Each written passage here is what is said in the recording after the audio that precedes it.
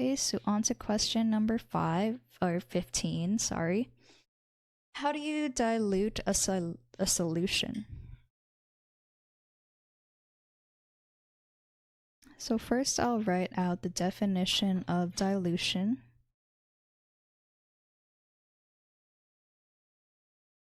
This is simply when you add either more water or whatever solvent you have, but most of the times it's water, to decrease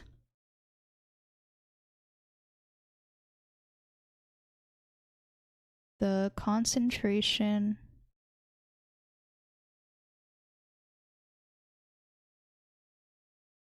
of a solution.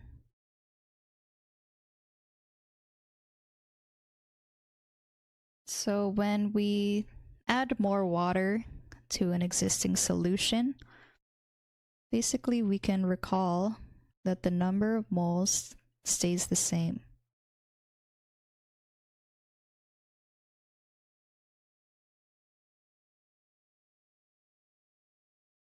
This is because we're not adding or removing any of the solute. We're simply just decreasing its concentration. So if we know that the number of moles stay the same, if we think about the common equation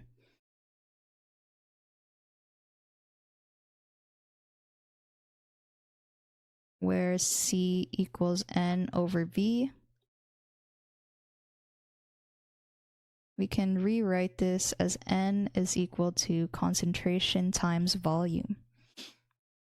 So if number of moles stays the same and the only thing that changes is the concentration and the volume of the solution, this is how you would get the formula C1V1 is equal to C2V2.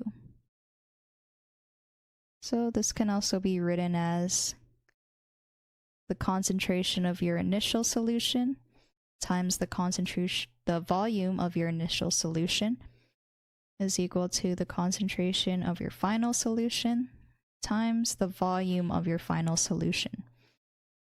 So most of the times in a question, they'll ask you to calculate the concentration or the volume of a solution if this amount of water is added.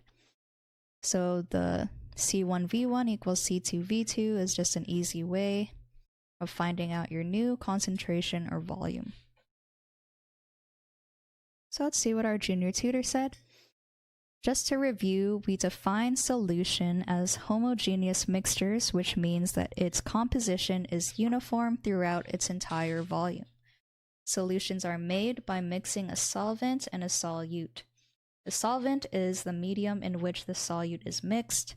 Solute is present in the solution at a much lower concentration than the solvent.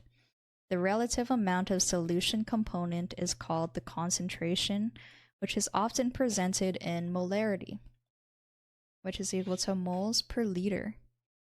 Dilution, on the other hand, is the process whereby the concentration of solution is lessened by the addition of solvent.